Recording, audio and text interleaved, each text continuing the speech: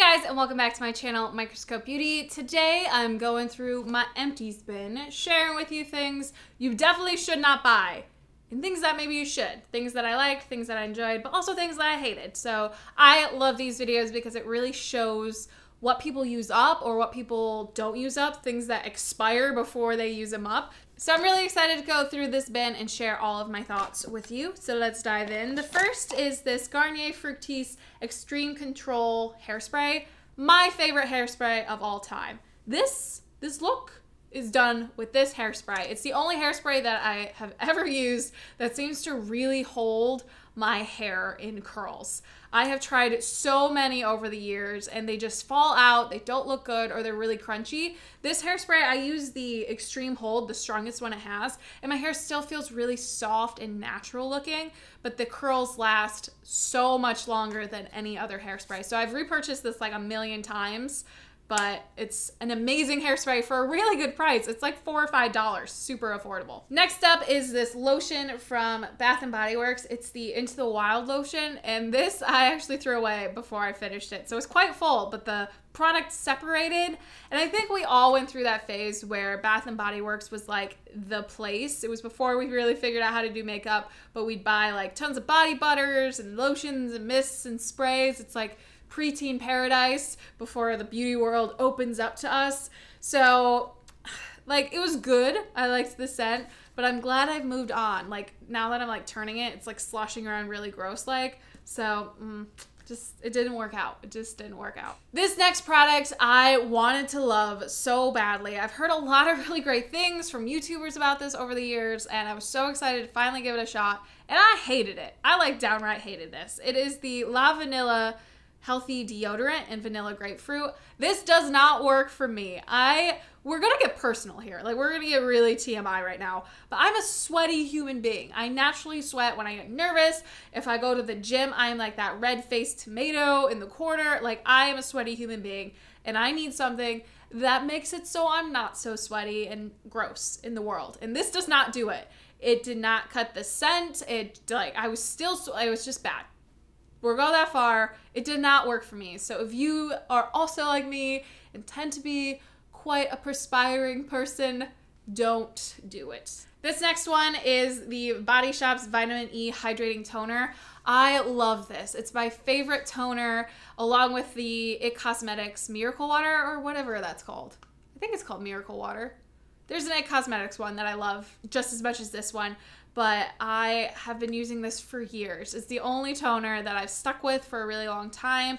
It's super gentle on the skin, but it's made toning my favorite step of my entire skincare routine. So I've repurchased this like a million times. So another one bites the dust. Next up is a serum. This is the Honey Mill Natural Perfect Unique Royal Elixir. So it was supposed to be made with like honey, I guess, and I really liked it. You can see that I haven't used it all. I enjoyed it a lot, but it says 12 months on the back of it. I'm pretty sure I had it for like 3 years and started to get really goopy and weird. So the product was really great and super hydrating, but it just got too bad. Like it expired, so I don't want to keep putting it on my face, but I really enjoyed it, but it's so expensive. Like I thought about repurchasing it since it expired, and it was just too expensive. It was just, I was like, nope, not doing that. Apparently there's just a lot of skincare going on in here. Maybe all of the makeup is like lower down. So this is the Origins Ginseng Energy Boosting Moisturizer, and it smells like oranges, and it's a super great morning moisturizer for me. It's really light. It's not the type of moisturizer that's gonna like really get to work on your skin, but it's really great for in the morning when you want to like refresh and wake up and get on with your day. So I definitely enjoyed it. I have been considering repurchasing it, but I've been using a bunch of different moisturizers right now that are just about as good as this, so I haven't really felt like there's a void with this. But if you are in the market for a moisturizer, this one is really good. I have a empty makeup wipe container in here. This one is by Equate. It is the Walmart store brand, and I've tried Neutrogena ones. I've tried a bunch of different ones. These are my favorites. The store brand are my favorite. I don't use makeup wipes that often, but if I have like a really crappy day and just don't want to take your makeup off. For the record, I feel like this is like the thing about YouTube. Everyone's like, you wash your skin every day, you take your makeup off every day. That's not realistic. Sometimes you miss a day. That's fine. And if I'm missing a day or I just don't feel like doing it, this is what I use. They're really great. They're not super wet, but they're wet enough to get the job done. And plus, I'll also leave like a dry one. Like if I'll leave one out on the counter that I've used a little bit before, the next day I'll just wet it again in the sink and it works just as well. Like if I have fallout or anything from putting on my makeup, I'll use it to clean that off. So I love this brand. You get a ton of them and they're cheap, which is great. So I have three of the Stilo One Step Correct Skin Tone Correcting and Brightening Serum. I love these as my primer. Obviously, I have 3 of them in here and I'm halfway done with my next one. This is by far my favorite primer until I discovered the First Aid Beauty, what is that? Coconut Smoothie Primer Moisturizer. I love that one so much. It was in my favorites video a little bit ago. But these, I still cannot get over this product. It just does such a great job correcting the color of my skin and setting it up for my foundation. I definitely notice when I don't use it. Sadly, you can't see how cool the packaging is. It actually has like swirls of color that come together when you pump it out. But obviously, I love it so much. The fact that it's $36 hurts a lot because I go through it like water. But to me, it's worth it. On to the next one, we have an Urban Decay All-Nighter Makeup Setting Spray, my favorite setting spray. I've used a couple of different ones in the past, but to me this has the best like mist on it. It's not super like in your face.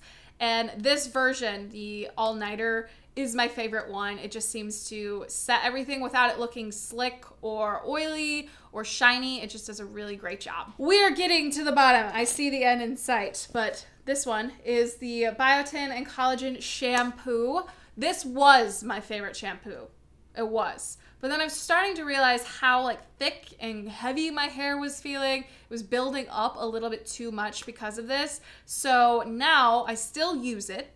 I still definitely use it, but I use the Bumble and Bumble Sunday shampoo as like an offset. So every other time I'll switch back and forth between the two, and that seems to be really helping because this one did such a good job giving my hair volume and making it feel thicker. It just would get super heavy and greasy as I continue to use it. So being able to break that up with a clarifying shampoo is exactly what I needed. This next one is the Makeup Forever Ultra HD Foundation. I really liked this foundation, but it expired. It got funky, it started smelling weird, and I'm pretty sure I didn't have the exact correct shade. Like if you look at this now, this is way too dark for me.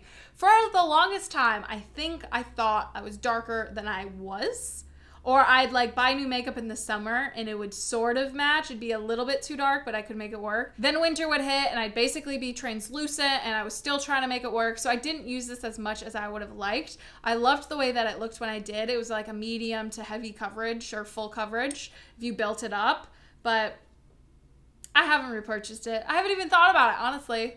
Like I saw it in the bin and I was like, oh yeah, that was a thing. So let's go through mascaras. And a really fun thing, I just saw on Facebook, there was this video about a company that takes your mascara wands and uses them for like animals, cleaning out fur, that sort of thing. I will leave all the information I have about it below. So if you have mascara wands, they have a P.O. box you can send them to help animal shelters and just give them a second life. So I'm very excited to clean these out and do that. But I have 3 mascaras here. This one is by Lancome. I could not say that if I tried. It's Definitious. I do not remember this mascara. It was forgettable. I don't think it did anything spectacular, and I'm pretty sure it dried up. So do not buy this. I bet it's really expensive because it's Lancome. It did not do anything. The same goes, sadly, with the Urban Decay Troublemaker Mascara.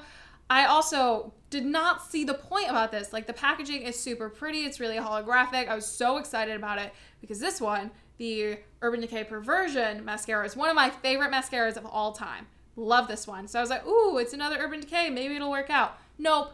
Garbage. Garbage mascara. Doesn't work. If you want full lashes, it's not going to do it for you. But Perversion will. Perversion was amazing.